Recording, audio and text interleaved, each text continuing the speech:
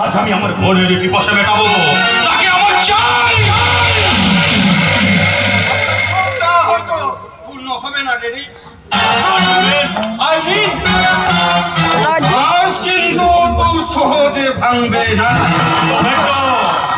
গিলবে বলে তো মনে হয় না।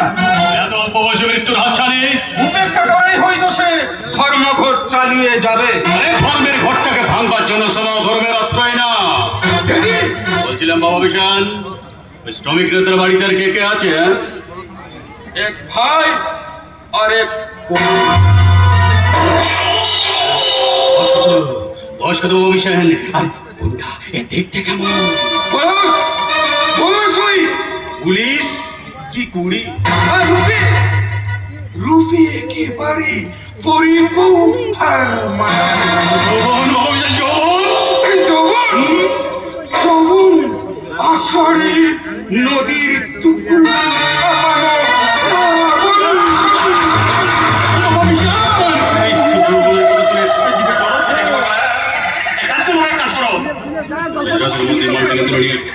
তারপর তারপরও বলে দিতে হবে, এত বড় দাড়ি ছেলে হলে আজ কাল তোমার বিয়ে দেবে, তারপরও বলতে হবে কি করতে হবে। মেয়েটাকে টপ করে ওই মেঘি আদর্শের ধ্বজা থেকে তার দাদাটাকে আমি পড়ছিতে কেটে তুলবো।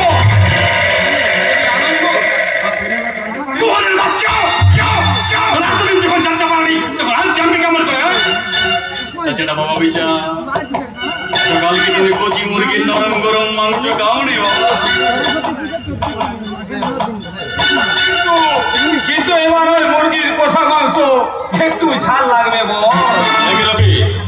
তুই আমার বাড়ি যেখানে করে জানি জানি বল, তাই তো অফিসে গিয়েছিলাম, কিন্তু কিন্তু ওখানে আপনাদের না পেয়ে এই গাড়ি কাটতে আমি বাধ্য হলাম।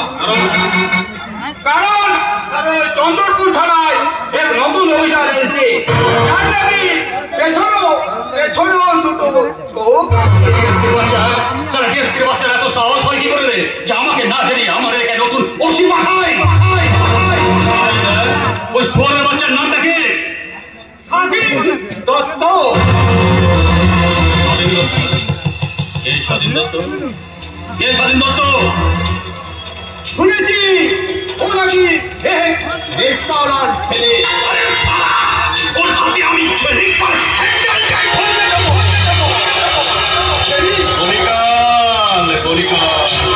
গাড়িটা ভালো হলো, আমি কিন্তু মালটা ভালো নয়।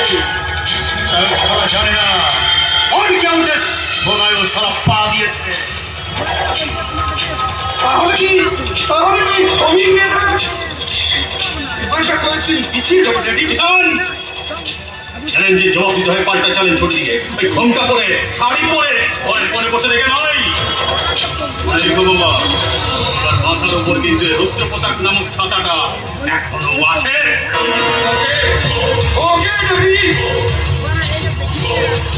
আমার আস্তে পেলে আমি দুর্গম গিরি লঙ্ঘন করতে পারি। আর ও তো সামান্য পুলিশ অফিসার প্রয়োজন হলে ওর গলাটা চিপিয়ে ধরে ওই পিস্তলটাকে আমি তুলে নেব।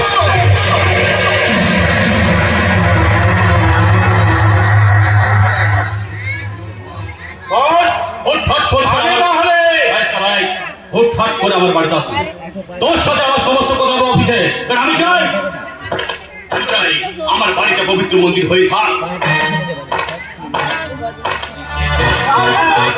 কিন্তু বল, মন্দিরটা যখন অপবিত্র নরক হয়ে আছে, সেখানে বাড়িটাকে পবিত্র মন্দির রাখা অতটা সহজ নয়। তবুও না আপনার ব্যাপার। আপনারা বললেন আমি এখন চলি স্যার।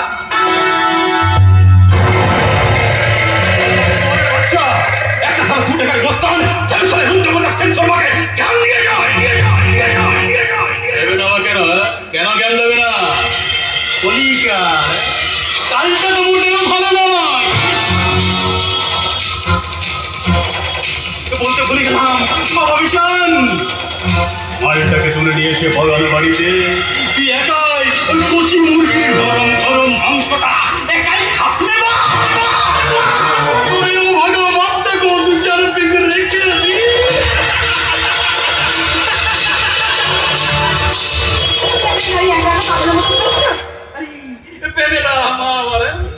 আরে তাতে কি হয়েছে রে মা, তোমরা ভাই বোনেরা বড় হয়েছো, এখন আমি পাগল হলেই কি আর মরে গেলেই বা কি? জানি কেন তুমি এই কথা বলছো? তুমি মরতে যাবে কেন? তোমার কি এমন বয়স হয়েছে? আর সারা জীবন তো তুমি সন্ন্যাস ভাবে কেটে গেলে। তাছাড়া সকলের জন্য তোমার এত ত্যাগ তিতিক্ষ। আমার এ তো আমার কর্তব্য। আর কি বা করতে পেরেছি বল?